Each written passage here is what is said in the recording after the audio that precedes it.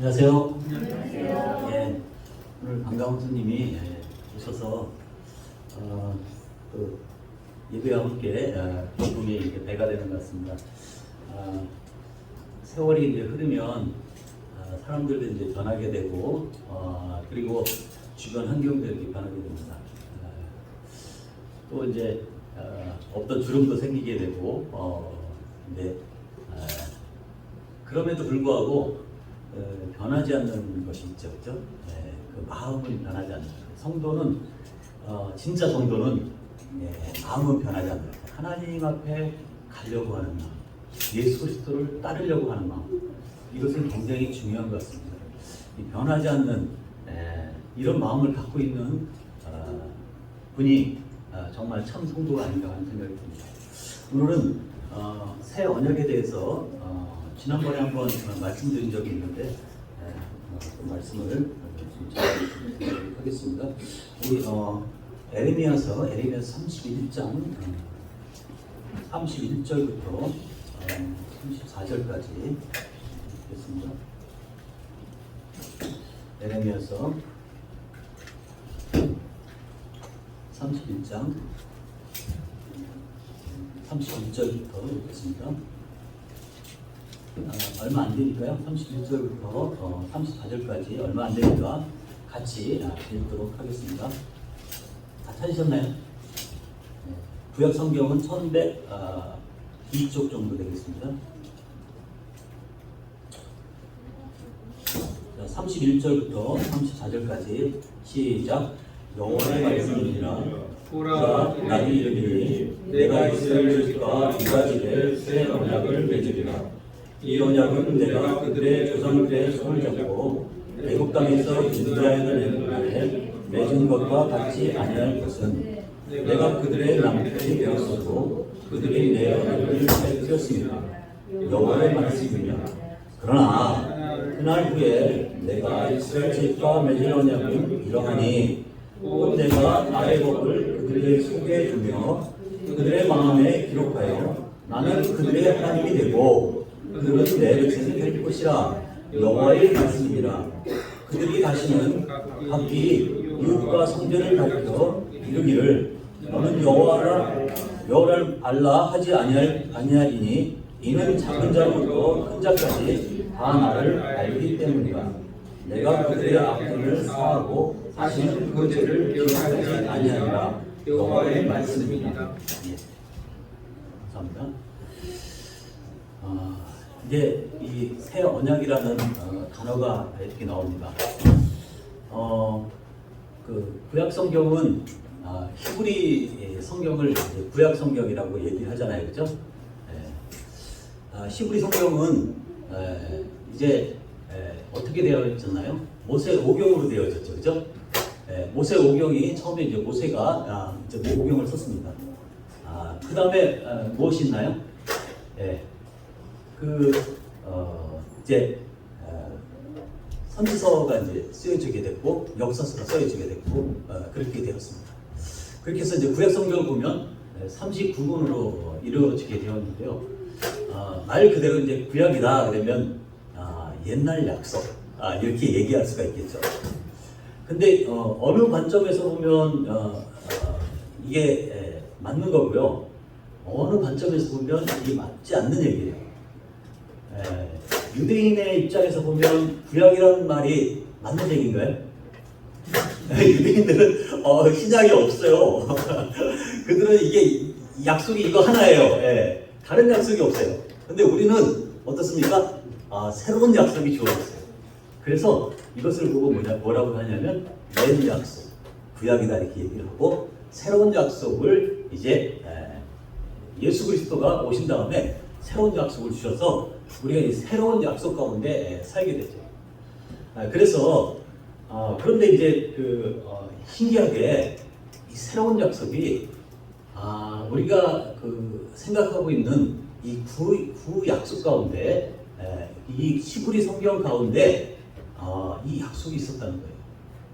자, 그러면 유대인들은 새로운 약속을 알고 있을까요? 알고 있을까요? 네. 아마 알고 있을지도 몰라요. 몇 사람은. 근데 이 약속에 대해서는 아마 그들은 먼 훗날에 이를 것이라고 생각을 할 거예요. 그죠? 자, 이 옛 언약은 행위로서 모세와 맺은 그 시내산의 언약이라는 것을 우리는 알고 있습니다. 이 언약은 이스라엘 민족에 국한된 것이죠. 자, 임시적이고 잠정적인 것이라고 우리는 생각을 하고 있어요. 왜 그러냐면 시내산 언약의 특징이 바로 내 말을 잘 지키면 열국 중에서 내 소유가 되고 그리고 제사장 나라가 되고 거룩한 백성이 되리라는 약속이었거든요. 자, 우리가 출애굽기 19장을 한번 열어보도록 하겠습니다. 출애굽기 19장. 창세기 다음에 출애굽기 되겠죠? 자, 이때는 어느 때인가요? 이스라엘 백성들이 애굽을 나와서 3개월이 지났던 때였습니다. 그들이 어디에 도착을 했냐면 시내산에 도착을 하게 되었습니다. 자, 그런데 그곳에서 하나님께서 이스라엘과 계약을 맺기를 원하셨어요.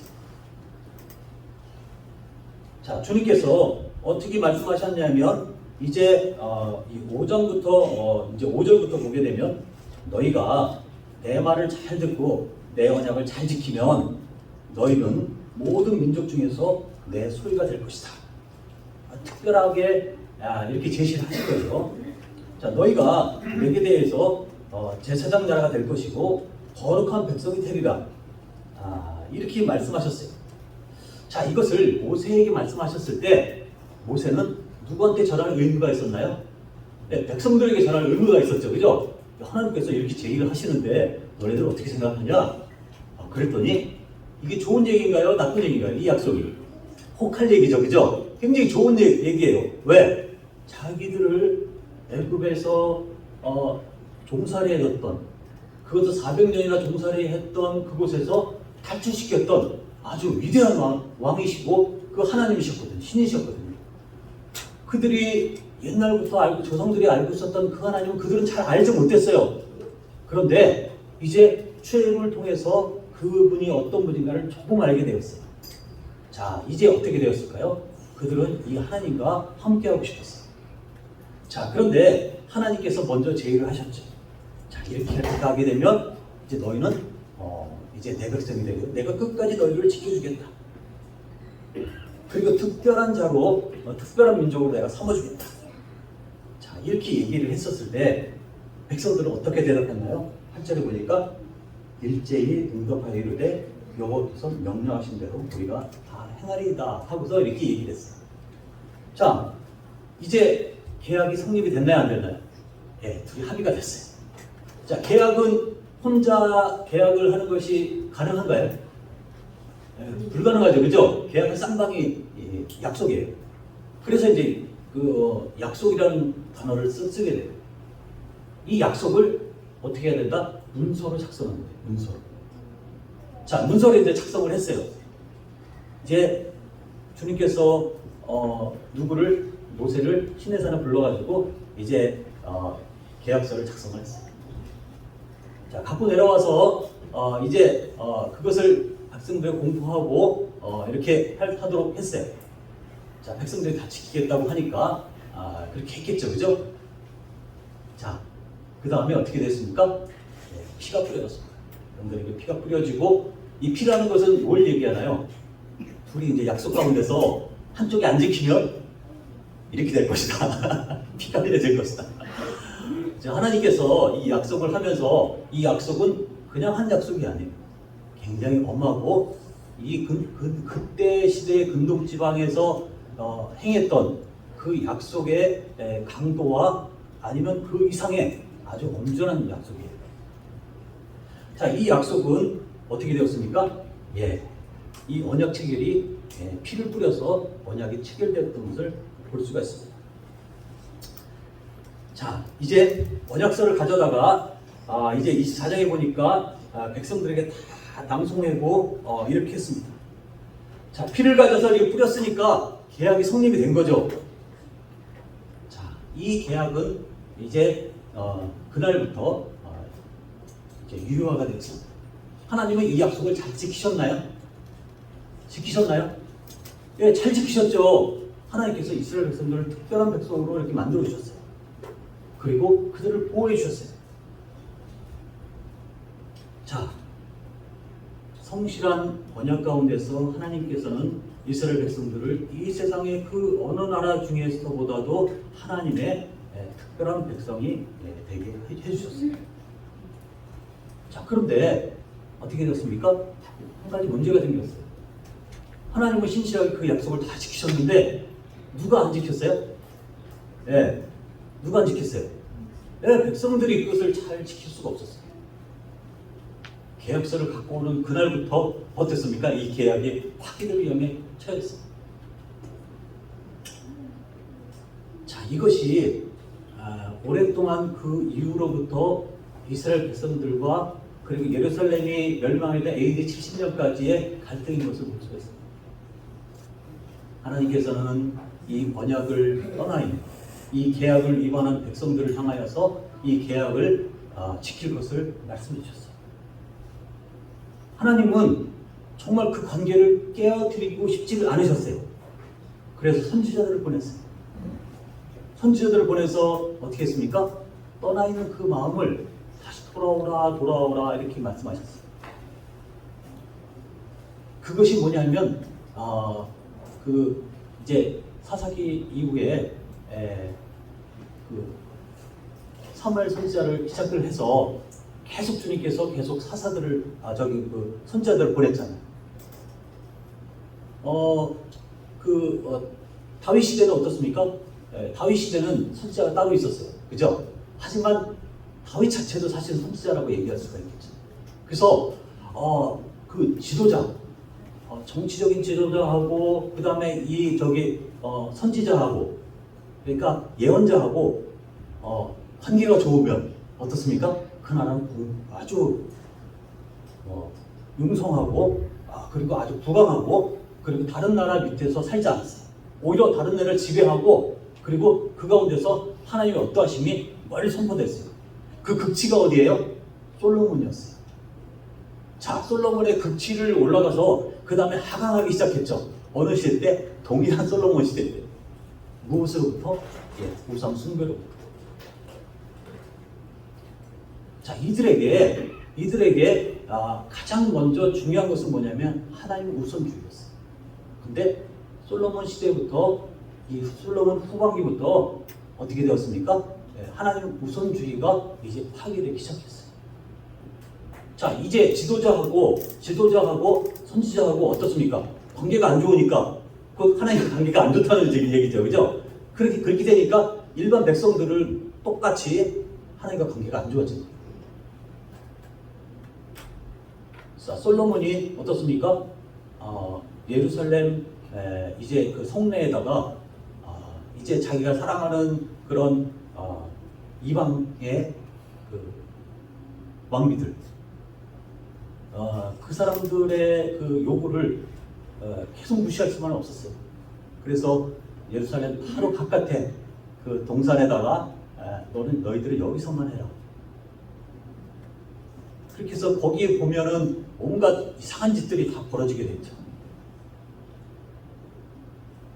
자, 문제는 뭐냐면 백성들이 그것을 보고 있다는 거예요.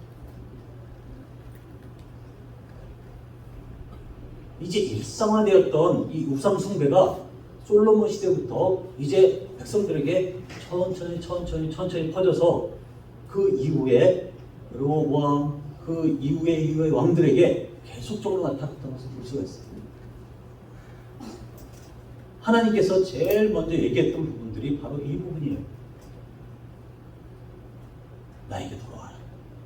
그리고 큰 나무 밑에서 엄한 짓 하지 마라. 그 산 밑에 그런 제단들이 있어서 이방신을 섬기는 그런 도구가 되었죠. 자, 이제 이 갈등이 이제 오랫동안 지속이 되었는데 하나님께서 이제 더 이상 못 참으셨어요. 자, 그래서 이제 주님께서 이제 언약의 파기를 말씀을 하십니다. 사실은 언약의 파기를 출애굽기 그 시점에서 파기를 해도 할 말이 있었나요? 없었나요? 없었죠, 그죠? 예, 근데 하나님은 오래 참고 오래 참고 오래 참고 오래 참으셨어요. 근데 끝까지 참으셨나요? 예, 끝까지 참지는 않으십니다. 주님의 때에 이제 이 언약이 파기되는 모습을 볼 수가 있습니다. 자, 에레미야서 27장을 한번 보도록 하겠습니다.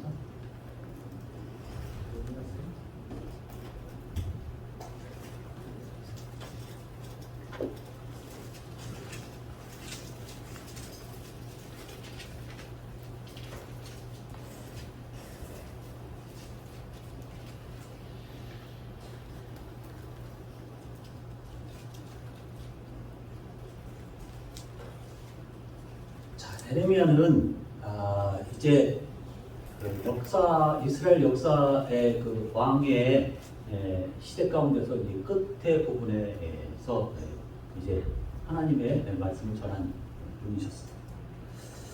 므낫세가 지난 다음에 그 다음에 아몬 그리고 요시야 왕이 등장했습니다. 그때 이 역사는 굉장히 격동기에 있었어요. 요시야가 종교개혁을 실질했는데 실체적으로 형식적인 그런 부분만을 분담했습니다. 워낙 이 우상 숭배가 컸기 때문에.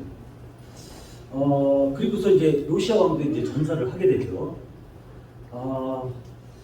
이 격동의 시대 가운데서 이제 백성들에게 하나님은 뭐라고 말씀을 하셨을까요?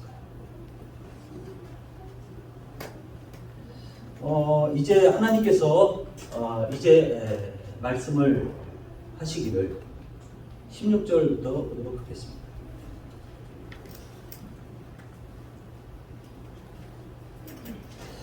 자, 16절에 어떤 얘기가 있었나요? 예언자가 있을 텐데 거짓을 예언한 자가 있을 것이다. 이렇게 얘기를 하고 있어요.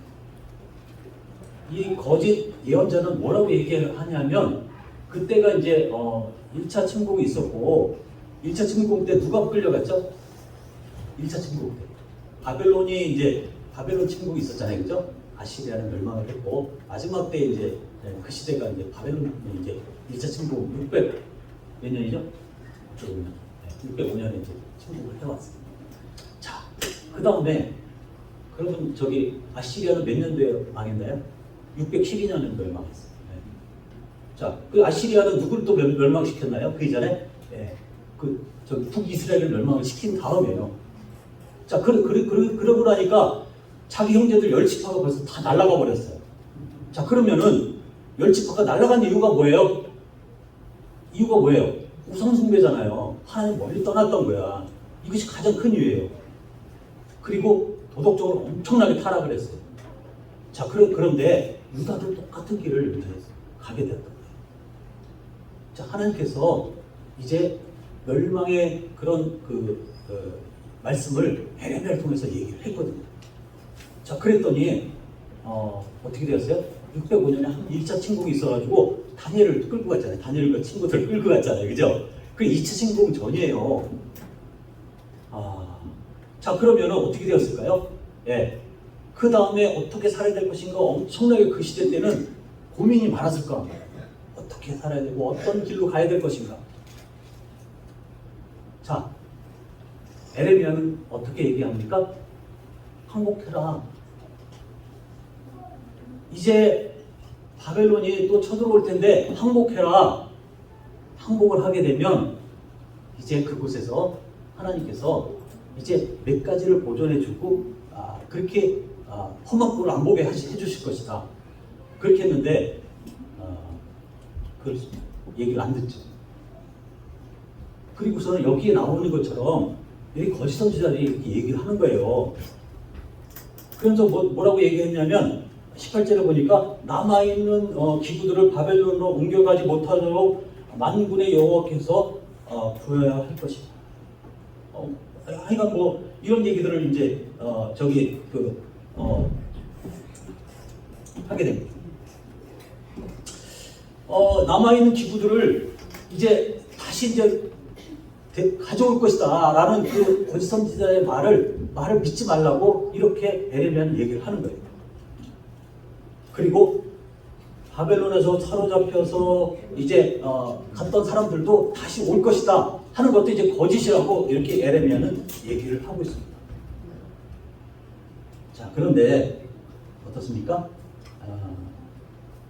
28장을 한번 볼까요? 28장 1절부터 5절에 보니까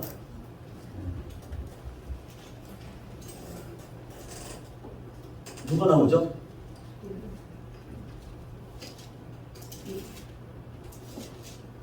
(28장에) 보니까 1절에 보니까 어떤 선지자 이름이 나오죠. 선지자가 누구예요? 이름이 뭐예요?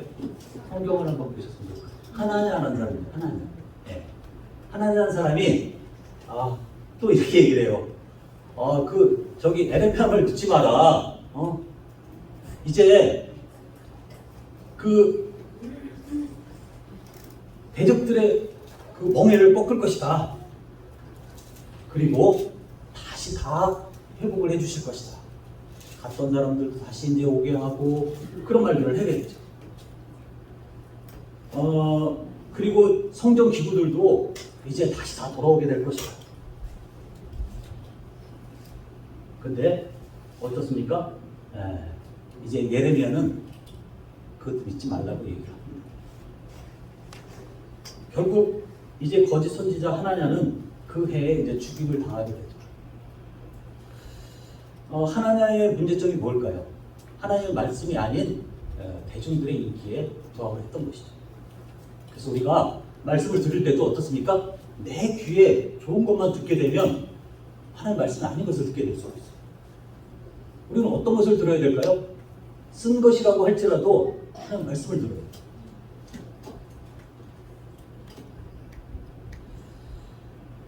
이제 에레미야는 이제 임박한 진노를 이제 선포했습니다. 에레미야의 사역은 뭘까요? 이제 초반에 보면 이제 에레미야는 심은 것을 뽑고 그리고 세워진 것을 파괴하고 그리고 넘어뜨린 것을 이제 그 세워진 것을 넘어뜨리는 그런 역할을 하게 됩니다. 그리고 이제 하나님의 것이 아닌 것이 이제 에레미야가 이제 이렇게 될 것이라고 이렇게 선언을 하게 되죠. 자, 이렇게 되지 않는 유일한 방법이 있어요. 그것은 무엇일까요? 하나님 앞에 다시 돌아와서 회개하는 일이에요. 근데 계속적으로 이것이 어떻게 되느냐, 관계는 어떻게 되느냐, 우리가 이렇게 해서는 될 것이냐, 누구하고 동맹을 맺어야 되는 거 아니냐, 이런 것들만 이제 얘기를 하고 재수 없는 에레미야라고 치부하면서 어떻게 됐습니까? 회개하는 것들에 대해서 아주 불신하게 됐죠. 회개는 이들에게 이제 더 이상 기회를 주지 않았습니다. 결국 이제 586년에 바벨론에 의해서 이 도시가 이제 멸망을 하게 됩니다. 자, 에레미야 7장을 이제 보시게 되면 이제 다른 이유가 또 있습니다. 에레미야 7장.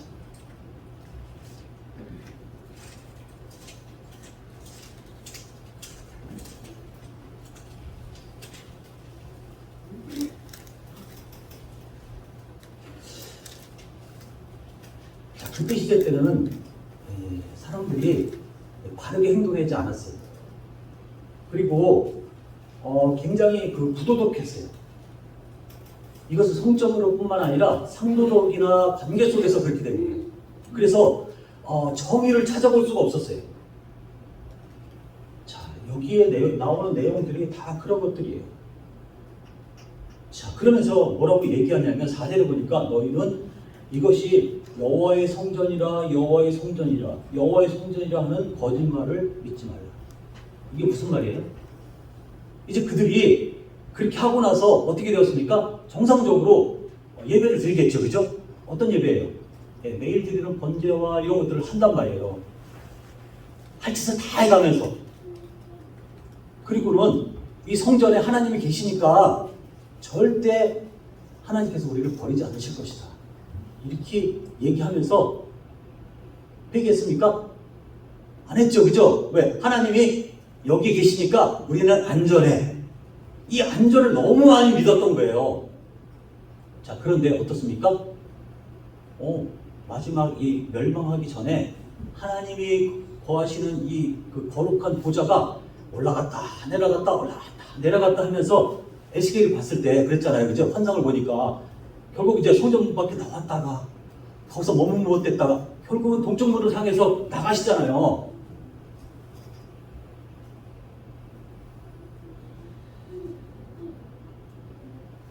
자, 에레미야서에 보면 이제 7장 8절에 보니까 어떻게 얘기를 하냐면 너희가 무익한 거짓말을 의존하는 거다.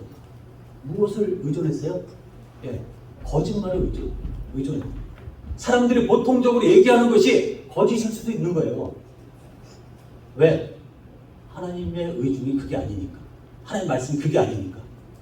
그럼 우리가 보통적으로 얘기하고 있는 것 중에서 우리가 안전하다고 하는 것 중에서 하나님이 절대적으로 약속하신 것 외에 다른 것을 의지하고 있는 사람이 있다고 한다면 우리는 어떻게 해야 될까요? 예, 그곳에서 떠나야 되겠죠. 그렇죠? 자, 미가서에 보니까 또 더 자세하게 나옵니다. 그들의 우두머리들은 뇌물을 위하여 재판하며 그들의 제사장들은 싹스를 위하여 공언하며 그들의 선지자들은 돈을 위하여 점을 치면서도 여호와를 의뢰하여 이르기를 여호와께서 우리 중에 계시지 아니하냐 재앙이 우리에게 오지 않을 것이다. 이 미가 시대에 그 시대가 지금 거의 같은 시대였거든요.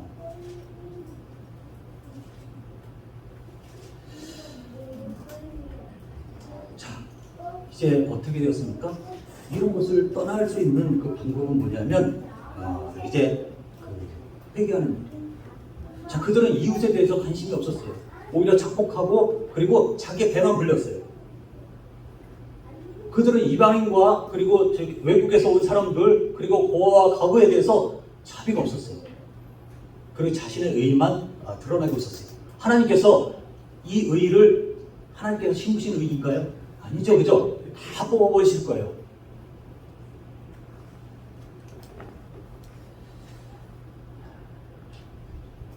자, 성전에 와서 얘기를 하면서 하나님 괜찮죠? 하나님 내가 하나님 앞에 나왔으니까 괜찮죠? 이렇게 얘기하는데 하나님이 뭐라고 말씀하실까요?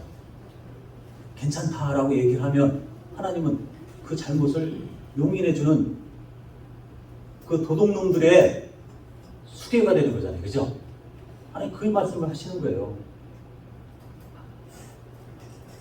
그래서 11절에 보니까 뭐라고 얘기하고 있나요?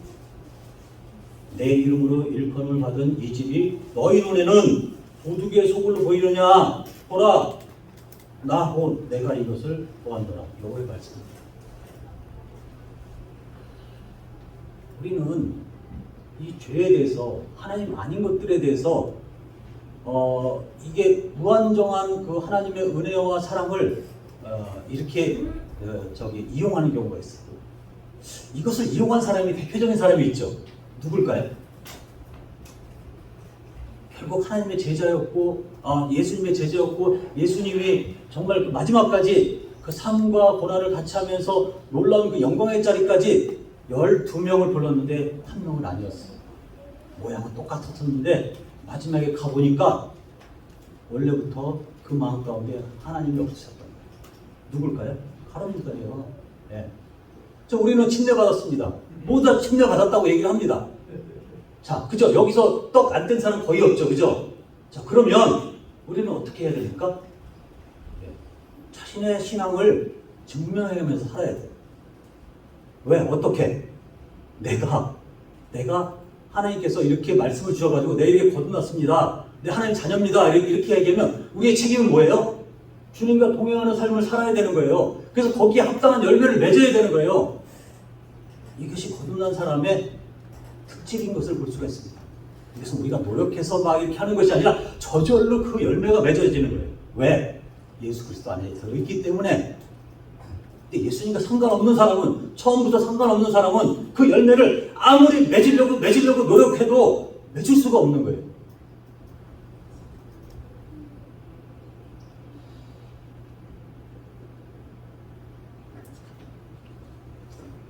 자, 이제 주님께서 이 옛 언약에 대해서 이제 더 이상 이제 유지시킬 마음이 없었던 것을 볼 수가 있습니다. 그래서 에렌겔을 통해서 새로운 약속을 주세요. 이것은 안 되겠구나. 얘네들이 이걸 도저히 할 수가 없구나. 다 죽겠구나. 하나님은 사랑의 하나님이시기 때문에 이제 새로운 방법을 모색합니다. 누구를 생각했나요? 누굴 생각했나요? 예, 그 아드님을 생각하셨겠죠, 그죠? 왜? 죄에 대한 대가가 지불되어야 됩니다. 하나님 그냥 넘어갈 수가 없잖아요. 자, 하나님께서 이 새 언약을 얘기를 하면서 그 다음에 준비했던 그것이 뭐냐면 예수 그리스도예요. 자, 새 언약에 대해서 한번 31장 한번 보도록 하겠습니다.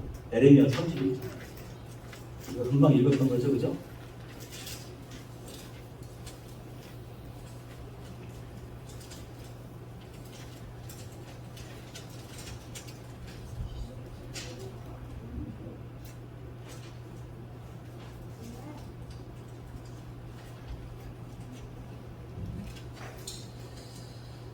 자, 31장에 보니까 이제 말씀이 나옵니다.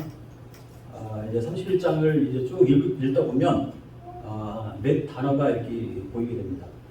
그래서 이 31장 7절부터 이제 9절에 보면 이렇게 황홀하던 시대에 이제 기쁨의 시가 이제 넘쳐날 것을 얘기해요. 놀랍지 않아요? 자, 그러니까 이때 시대 때 그 이스라엘은 어떻습니까? 이것이 현재일까요? 미래일까요? 당연히 미래죠, 그죠? 예. 기쁨의 시가 그 시대에 넘쳐날 수가 없어요.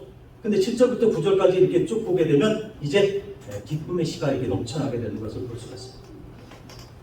자, 그리고 또 어떤 얘기가 있냐면 10절부터 14절까지는 이제 평화와 번영의 시대가 올 것이다 라고 얘기를 하고 있어요.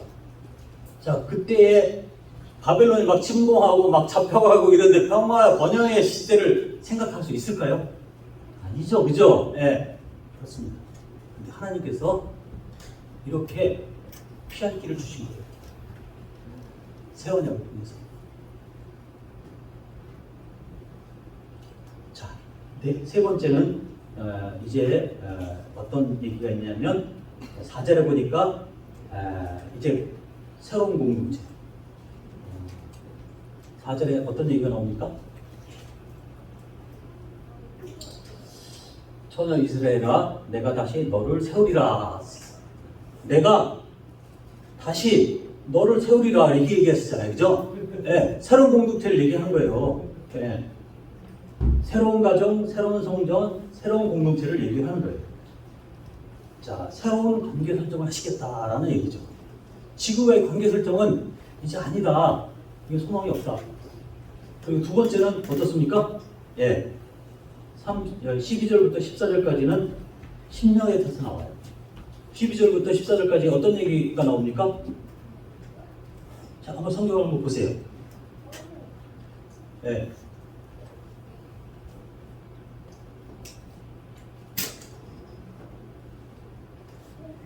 자, 12절에 보니까 크게 기뻐하라. 소떼, 양떼 이렇게 없는 것을 기뻐하리라 얘기하면서 그 심령은 어떻습니까? 물된 동산 같겠고, 예. 이스라엘 백성들은 어떻습니까? 딱딱해서 그 안에 생명수가 흐를 수 있는 그런 상태가 전혀 안 되어 있어요. 자, 그들의 마음들은 마치 딱딱했던 그런 그 아주 오랜 가뭄 속의 그 땅처럼 아주 탁탁해져 있는 거예요. 그게 어떻습니까? 이제 주님께서 그 마음을 부드럽게 해주시겠다는 거죠. 자, 그리고 15절부터 16절을 한번 봅시다. 15절하고 16절을 보니까 어떤 얘기가 나오나요? 라마 얘기가 나와요. 라마. 이 라마는 이제 그 바벨론 군대가 이렇게 끌고 갈 때 집결지예요. 포로들을 모아놓는 집결지란 말이에요. 그 집결지에서 이렇게 또 포로가 또 들어오고 그 다음에 1차 또 모아가지고서 다 이렇게 묶여가지고서 이렇게 끌고 가고 들어오는 것을 이제 분리를 할 거 아니에요. 분리하면서 자기들 목적대로 너희는 가족이니까 같이 가라 이렇게 하지 않잖아요. 그죠? 얼마나 아픔과 그 아우성침과 애통함들이 거기에 있겠어요. 여러분들 아우슈비츠나 이런 얘기 들어봤잖아요. 그죠? 네, 애들 분리하고 애들대로 따로 이렇게 가스실에 보내고 그 시대 때 우리가 굉장히 오래전의 일들이지만 그랬다는 거죠. 여기 아우성치고 하는 그런 슬픔과 이런 그 절규들이 이곳에 널리 퍼져서 도저히 감당할 수 없는 그곳이 바로 라마예요. 주님께서 뭐라고 얘기하셨나요? 이러한 물음소리를 또 눈물을 멈추게 해주실 것이다. 자, 그들의 죄로 말미암아서 이런 상황인데도 하나님께서는 에이 잘됐다. 너희들 그렇게 되는 것이 마땅하고 잘된 것이야. 에이 쌤통 이렇게 된 것이 아니라 하나님은 그냥 그 가운데서도 그렇게 해가면서도 다시 돌아오면서 온전한 회복을 위해서 얼마나 그분께서 노력을 하시고 생각을 하시고 계획을 세우셨는가를 알 수 있어요. 그래서 아직까지 이루어지지 않았지만 주님께서 이런 그 징벌을 내리시면서도 불구하고 에렘을 통해서 새로운 희망의 메시지를 주신 것이 바로 이 세원에게서 볼 수 있어요. 우리 거듭나게 되면 정말 이 새 본성이 주어지잖아요. 그렇죠?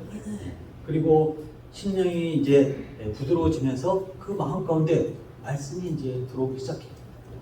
이 말씀이 어떻습니까? 주의 성령을 통하여서 이 말씀이 믿음화돼요. 그리고 어떻습니까? 이것이 주님을 사랑하는 것으로 바뀌게 돼요. 하나님은 정말 우리 마음 가운데 진정한 예배가 무엇인지, 진정한 예배자를 정말 만들고 싶어 하셨고, 그리고 정말 그것을 통해서 영광 받고 싶어 하셨습니다. 실패한 이스라엘을 향하여서 주님은 새로운 계획을 세우셨고, 이제 그 약속을 실행하실 것입니다. 자, 이제 어떻습니까? 이제 새로운 그 약속은 하나님에 대한 지식이 제사장이나 그리고 레위인들 그리고 왕들에게 접근되었던 이 하나님에 대한 지식이 이제 보편화될 것을 얘기를 하십니다. 그러면서 모든 백성들이 관계가 이제 아버지와 아들과의 관계로 이제 형성이 될 것을 얘기합니다. 우리 진정한 아버지가 누구신가요? 네, 하나님이시죠. 우리가 아무리 나에게 좋은 아버지가 있다고 할지라도, 나에게 아무리 좋은 엄마가 있다고 할지라도 어떻습니까? 유한해요. 모든 걸 다 해줄 수가 없어요. 나이가 들면 이제 돌아가실 수밖에 없어요. 근데 아버지 하나님은 끝까지 우리를 돌보십니다. 갈라디아서에 보면 이제 뭐라고 말씀하셨나요? 율법 아래에 있는 자들을 성령하시고 우리로 아들의 명분을 얻게 하려 하시니라. 너희가 아들이므로 하나님이 그 아들의 영을 우리 마음 가운데 보내사 아빠 아버지라 부르셨다. 그래서 히브리에 보면 아빠가 뭔지 아세요? 아빠. 히브리어 배우시는 분. 아부. 근데 아람어에도 그냥 아빠래요. 그냥 아빠. 그래서 그 지역에 가서 막 이렇게 놀고 있는 애들이 막 이렇게 아빠 이렇게 얘기하잖아요. 그러면 한국 사람은 이렇게 쳐다보면 현지인들인데 그 아빠라는 발음이 그 단어. 그래서 참 너무 놀랍지 않아요? 네, 하나님 우리 아빠가 되시죠. 네. 그리고 이제 그때 돼서야 하나님을 제대로 알게 되고 이제 말씀으로 순종하게 된다. 이렇게 얘기를 합니다. 에스겔서에 보면 또 내 영을 너희 속에 두어 너희로 내 율례를 행하게 하리니 너희가 내 규칙을 행할 것이다. 내가 너희 조상들에게 준 땅에서 너희가 거주하면서 내 백성이 되고 나는 너희 하나님이 될 것이다. 예, 지혜의 계시가 되시는 이 성령님을 통해서 이제 하나님의 사랑을 경험하고 하나님을 사랑할 수 있는 그런 사람이 된다는 것입니다. 자, 우리가 요한복음 17장에 보니까 어떻습니까? 예. 영생, 진정한 영생에 대해서 얘기했잖아요. 그죠? 진정한 영생이 뭐예요? 하나님과 그 아들 예수 그리스도를 아는 것이라고 했잖아요. 그때부터 사실은 진정한 영생이 시작되는 거예요. 영생은 유일하신 참 하나님과 그 아들 예수 그리스도를 아는 거예요. 자, 이 새 언약을 통해서 어떻게 되었습니까? 참 하나님이신 예수 그리스도를 통해서 하나님을 알게 된 거죠. 자, 하나님께서 이제 죄를 영원히 기억치 않는다고 했어요. 자, 죄를 영원히 기억치 않게 하기 위해서 죄 문제를 해결하셨어요. 자, 이것은 지금 이 당시에는 미래일까요? 현재일까요? 미래죠, 그죠? 예. 미래예요. 주님이 이제 이 시대를 지나서 이제 이스라엘 민족이 이제 70년 후에 다시 고토로 다시 돌아오고 난 다음에 어떻습니까? 400년 후에 누가 오셨어요? 예수 그리스도께서 오시게 된 거예요. 근데 안타깝게도 알아보지 못했잖아요. 이 놀라운 새 언약을 실행시키실 놀라신 이 메시아를 알아보지 못했어요. 알아본 사람은 아주 소수의 물이 있는 것을 볼 수가 있습니다. 여러분들은 누구를 지금 알고 있나요? 예, 그 아들 예수 그리스도를 알고 있어요. 이것처럼 복된 것이 없습니다. 여러분들 구약에 있는 이 많은 이스라엘 백성들이 정말 알고자 했고 정말 바라보고자 했고 찾았던 그 예수 그리스도고 하나님이신 그분을 메시아이신 그분을 여러분들이 이제 성경을 통해서 성령을 통해서 이제 알고 계신 거예요. 그리고 그분의 사역을 통해서 이제 여러분들 죄 없다 하심을 이제 선언받게 된 거예요. 히브리서 8장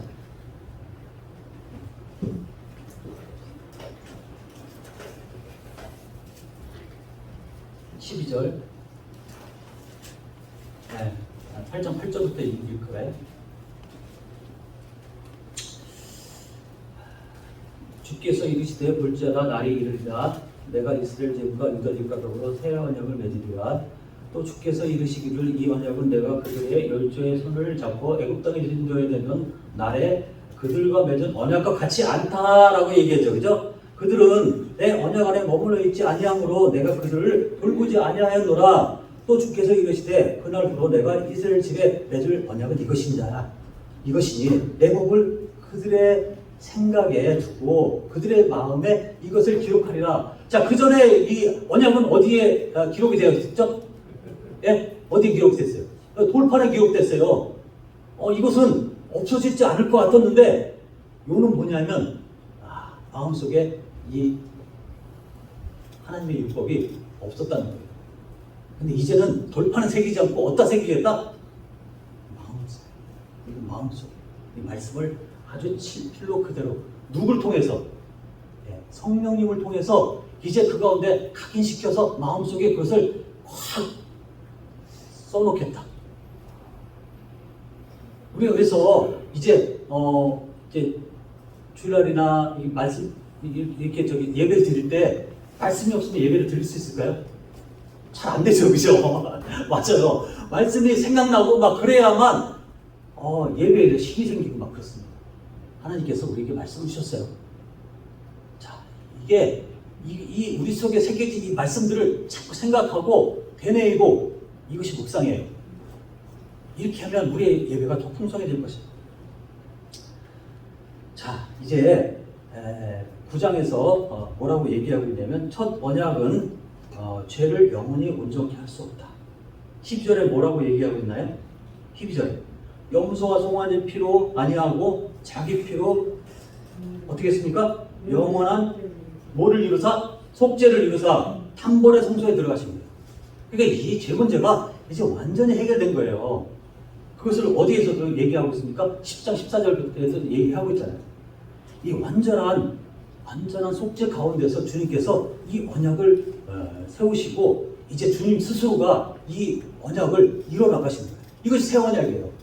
이제 너희들이 무엇을 하면 이렇게 된다는 소리가 아니라 우리는 예수님 안에 들어있기만 하면 돼요. 그리고 예수님과 교제하면 아주 아름다운 열매가 맺힙니다.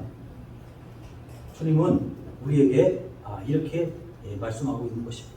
새 언약 안에서 주님의 십자가의 제사가 영원히 우리를 온전케 해주신 거예요.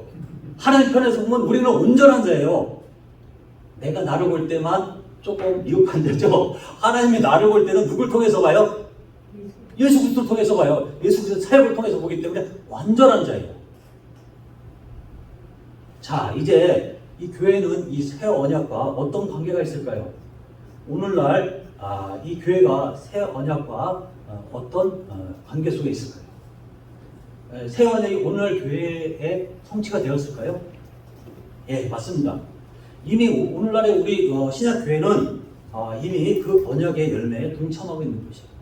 근데 모든 것이 다 완전하게 이스라엘의 이런 이 새 언약까지 다 완전하게 되려고 한다면, 성취되려고 한다면 언제까지인가요?